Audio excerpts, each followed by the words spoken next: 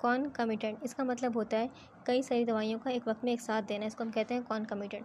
अब जब सर्जरी होती है, सर्जरी से पहले कुछ दवाइयाँ एक वक्त में एक साथ दी जाती हैं। उनका काम क्या होता है? उनका काम होता है, हर दवाई का काम अलग अलग होता है। जैसे कि यहाँ देखें, पहली दवाई मेरे पास लिखी हुई है H2 ब्लॉकर्स। H2 ब्लॉकर्स क्या करती है? H2 ब्लॉकर्स जैसे कि एग्जाम्पल हो गया H2 ब्लॉकर्स की फॉर्मेटिडीन या फिर रेनिटिडीन। ये क्या करती हैं? ये जो हमारे पास हमारे पेट में तेज़ाब बन रहा होता है, स्टमक में एसिड बन रहा होता है HCl, उसको कम करती हैं, ठीक है, ताकि ऑपरेशन के वक्त एसिड रिफ्लक्स का खतरा ना हो, ठीक है।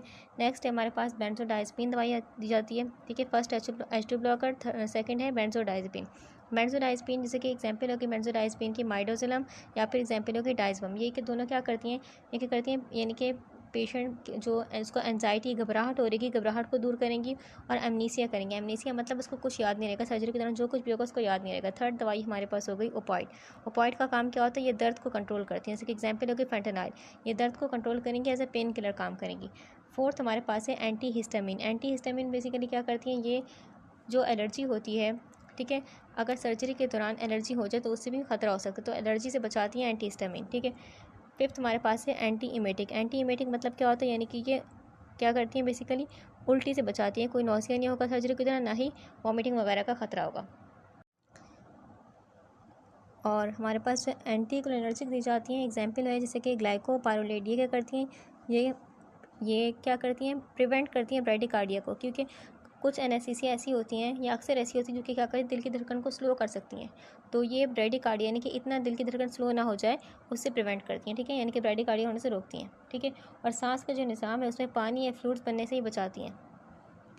नेक्स्ट हमारे पास है कि यहाँ पर जो लिखा हुआ है कि जो सारी दवाइयाँ हैं, क्या ये देना क्यों ज़रूरी है? क्योंकि इससे क्या होता है कि एनेस्थीसिया जो मेन ड्रग है उसका डोज कम हो जाएगा, क्योंकि हम बहुत सारी दवाइयाँ पहले ही दे चुके हैं, तो इससे जो एनेस्थीसिया का डोज होगा वो बहुत कम जाएगा और पेशेंट सेफ रहेगा, ठीक है।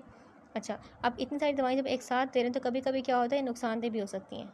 क्या हो सकता है नुकसान? हाइपोवेंटिलेशन हो सकती है। हाइपोवेंटिलेशन मतलब क्या होता है? यानी कि उसको सांस का मसला हो जाएगा, सांस लेना बहुत मुश्किल हो जाएगा, सांस लेना बिल्कुल धीमा हो जाएगा, बिल्कुल स्लो हो जाएगा, तो हाइपोवेंटिलेशन हो सकती है, क्योंकि बहुत सारी ड्रग्स का मिलकर एक साइड इफेक्ट क्रिएट हो सकता है। सेकंड क्या हो सकता है कि उसकी क्या हो सकता है? बेसिकली हम बोल सकते हैं उसको, उसके दिल की धड़कन बहुत स्लो हो सकती है, ब्रेडिकार्डिया हो सकता है।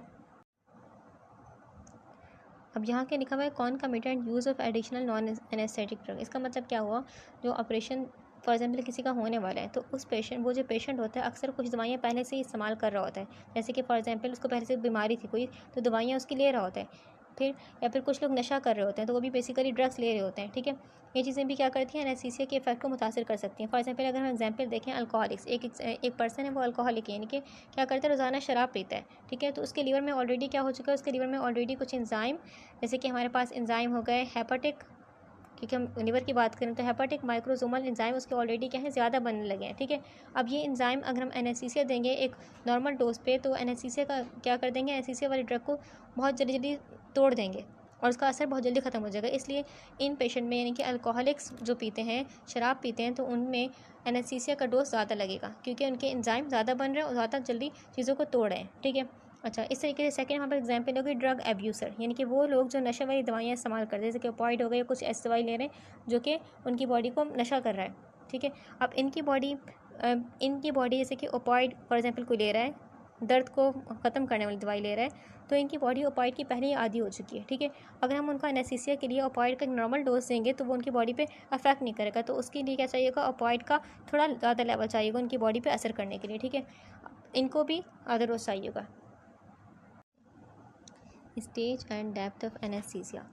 स्टेज का मतलब क्या होता है? जब किसी मरीज़ को जनरल एनेस्थीसिया दिया जाए और वो एनेस्थीसिया जो कि उसकी पूरी बॉडी को क्या करते हैं? पूरी बॉडी को सुन्न कर दे बिल्कुल, तो हम ऐसे एनेस्थीसिया को 3 स्टेज में डिवाइड कर सकते हैं। पहला क्या होता है? इंडक्शन। इंडक्शन में क्या होता है? मरीज़ स्लोली अनकॉन्शियस हो रहा होता है, पेन फ्री स्लोली हो रहा होता है। इसका मतलब ये होता है, इंडक्शन को अगर हम आम अल्फाज में डिफ़ाइन करें तो इंडक्शन का मतलब क्या होता है? एनेस्थीसिया देना स्टार्ट करने से लेकर, हमने स्टार्ट किया एनेस्थीसिया, तो सर्जरी जब तक प्रॉपर सर्जरी का पीरियड ना आ जाए तो उस पीरियड को हम कहेंगे इंडक्शन, यानी कि अभी पेशेंट तैयार हो रहा है सर्जरी के लिए, अभी हुआ नहीं है, ठीक है, स्लोली क्या हो रहा है? अनकॉन्शियस हो रहा है। सेकंड स्टेज होता है हमारे पास, उसको हम कहते हैं मेंटेनेंस स्टेज। क्या कहते हैं? Maintenance stage. इस स्टेज में क्या होता है? जब सर्जरी चल रही होती है और तो उसको कंटिन्यूसली क्या दिया? कंटिन्यूसली उसको एनेस्थीसिया सप्लाई किया जाता है, slowly dose by dose supply हो रहा होता है, ठीक है। इसको हम कहते हैं मेंटेनेंस स्टेज। जब तक कि पेशेंट की जो सर्जरी है पूरी मुकम्मल तरह से ना हो जाए, तो उसको इसी स्टेज में रखना होता है, ठीक है। मेंटेनेंस का काम क्या होता है कि इसका काम बेसिकली ये होता है कि सर्जिकल एनेस्थीसिया को बरकरार रखना, यानी कि उसकी डोज बरकरार रखना, ठीक है।